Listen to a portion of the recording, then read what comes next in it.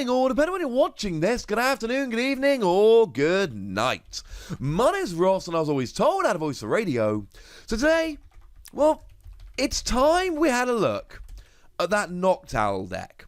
You see, I showed you Noctowl the other day, and I told you that Noctowl was a pretty gosh darn fun card, and that I'd overlooked it, but it was actually really good and already started winning. And I promised to show you a couple of decks revolving around Noctowl as a winning Pokemon, and frankly, ladies and gentlemen, I am a man of my word, and I intend to keep my word. So let's look at a couple of Noctowl winning decks, shall we? We'll focus on the deck as a whole, but I will point out the differences as we go, and I will pop 2 deck lists at the end. As always, I shall try and remember to pop a timestamp in the description, so if you do want to just flick straight to the deck list now or at any point in the future, you are more than welcome to do so.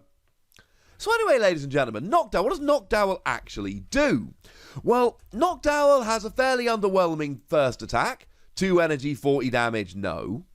But it has a rather nice second attack. 3 colourless energy, the wonderfully named Take Away the Mountain.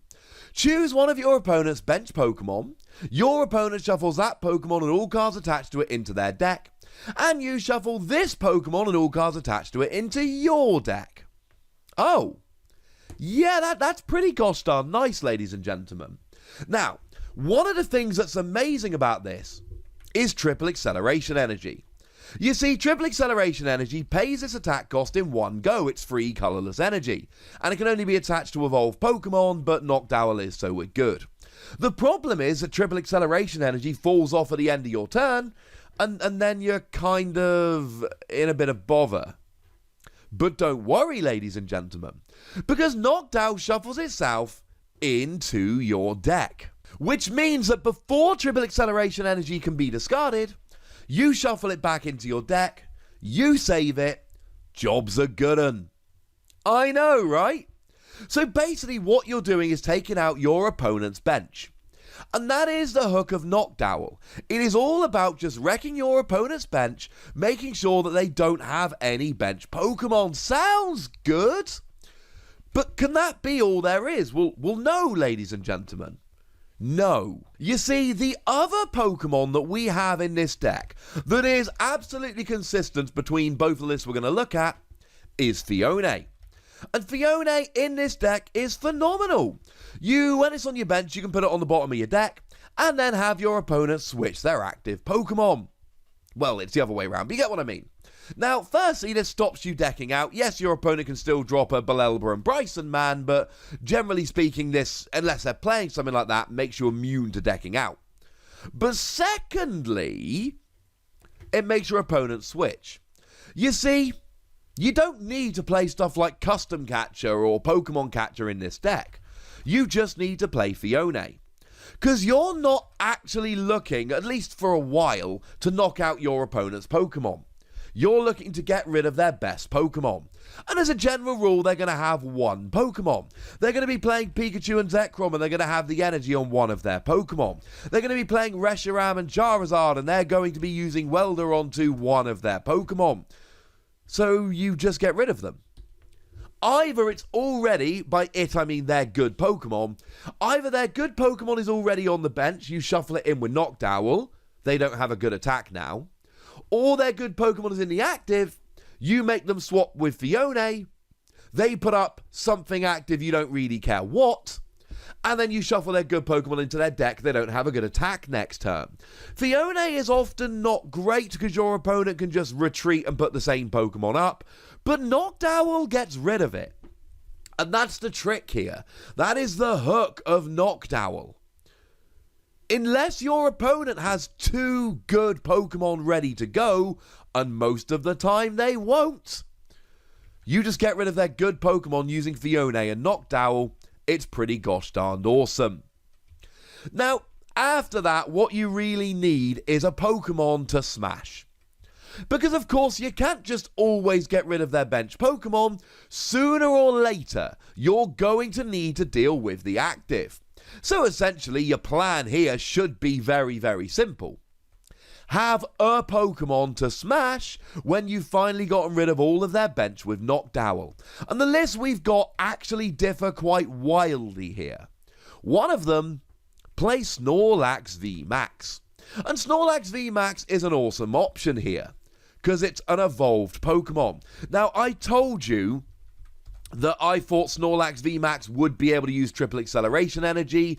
The fact that there is a winning deck playing Snorlax VMAX here kind of proves that to be true. So you just whack a triple acceleration energy on, and assuming you've got a full bench, you do 210 damage. Now, of course, the thing we need to watch with Snorlax here is that it does lose the triple acceleration energy at the end. That's a bit of a problem.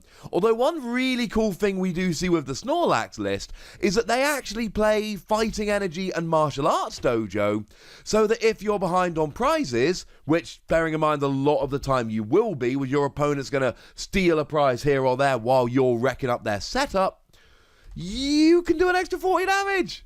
Which is really fun. Even if you're not, you still do an extra 10 damage. That is kind of awesome. Now, the other list doesn't play Snorlax. The other list is a fire-based list that actually plays Blacephalon. Blacephalon GX. And then, of course, revolves around fire energy. Now, what's really cool here is that if you're using fire energy, then that gives you access to Welder as an extra way of getting the energy onto Noctowl if you can't find your triple acceleration energy. Though you'd have to find Welder and free energy, so I'm not really sure how much better it actually is. But, you know, it's there as an option. The other Pokemon we see played are actually, well, I mean, firstly, Ditto Prism Star, right? That's a given. You're playing a bunch of Stage 1s, you're playing Ditto Prism Star. But we also see in the Fire-based deck the combination of Makago and that new Oranguru. So Makago lets you search for any card in your deck, pop it on top of your deck, and Oranguru, the new one from Sword and Shield, lets you swap a card in your hand for the top card of your deck. So essentially what you do is you search out any card you want, like triple acceleration energy, and then Oranguru lets you grab it. And that deck does actually play the Oranguru from Ultra Prism as well, which is just really good for grabbing resources back if you're running short of anything. And stop me if you've heard this one before, that list also plays Jirachi. I mean, we did our Pokemon Awards 2019 yesterday, and spoiler alert, best card released in 2019 was Jirachi. It helps in so many decks, it's a little bit ridiculous. Moving into energy, triple acceleration energy is the absolute key here. But I've already told you that one deck plays Fighting for Martial Arts Dojo, one deck plays Fire for Welder, and we do actually see the Snorlax list here playing Weakness Guard Energy. Takes away your weakness. Now, bearing in mind Snorlax VMAX has 340 HP, Weakness Guard Energy becomes pretty gosh darned awesome. The theory here is, I'm going to wreck your bench, but then I'm going to sit here and attack for several turns in a row with Snorlax, and I might give up free prizes, but I've got 340 HP and no weakness. It's going to take you a while to take me down.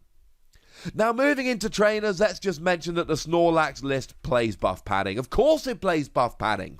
You've then got a 390 HP Pokemon with no weakness. Yeah. And you're hitting 210 every turn. That's pretty ridiculous. The ideal situation here is that you actually get Fighting and Weakness Guard energy on and don't rely on triple acceleration energy, but it's there if you need it. The Snorlax list really does focus on let's have several turns attacking of Snorlax, whereas the Blacephalon list is far more consistent with your Oranguru and Makago, but you're only really getting a couple of big attacks in with Blacephalon at the most. Okay. Now, in terms of other trainers, the one big one we see here is Lily's Clefairy. Because you see, when you pop your Noctowl back into your deck, you've got to put something active. Put this active. And then your opponent can KO it, but they don't give a prize. And then that actually opens up a couple of other plays. So we see one of the decks playing Lucky Egg. Attach it to a Pokemon when they're KO'd, you draw till you got 7 cards in your hand. Yes, it absolutely will work with Clefairy. And we see Rosa here, whereby if your Pokemon was KO'd last turn, you get to search for a Pokemon, a trainer card, and a basic energy, put them into your hand. And yes, this will work with Clefairy here. The Snorlax list plays Pokemaniacs. It's great for searching out Pokemon with a retreat cost of 4. It's not so good in the Blacephalon list.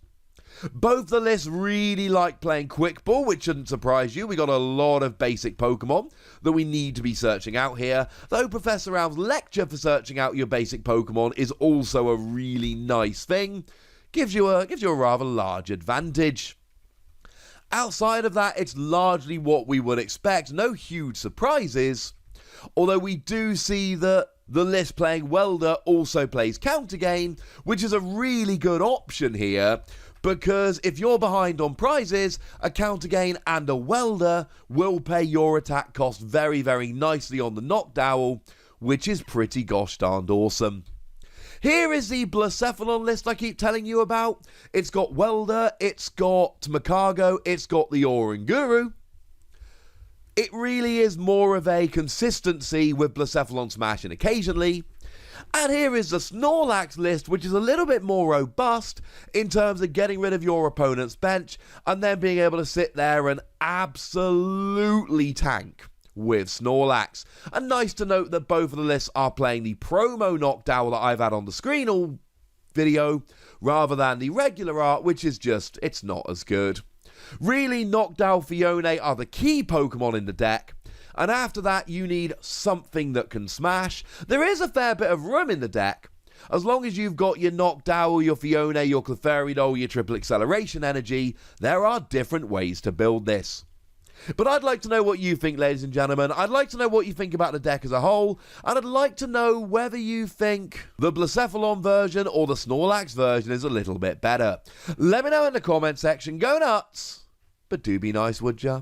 And then make sure you like this video, subscribe to this channel, follow me on Twitter at TheWassy, and Twitch for some live action at twitch.tv/PTCGRadio.